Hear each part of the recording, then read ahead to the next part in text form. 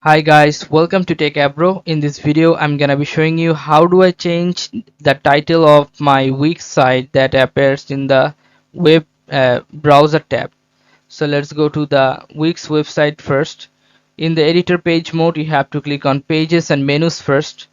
Then click on site menu and choose in which page you want to change the title, home, column, contact, or in which page you want to change. I'm gonna change this home page, so click on this three dot beside the home page or any page. Okay, you can see here, right? Just click on this three dot and you'll find here SEO basics. Click on SEO basics. Now scroll down, then you'll find here this title tag, which is home beside Techavro.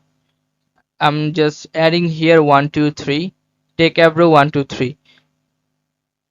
Now you have to click on just make this thing like this and your title would be changed. Okay guys, so this is how you can do this guys. If you find this video helpful, then please give a thumbs up and don't forget to subscribe the channel. Thank you so much for watching the video.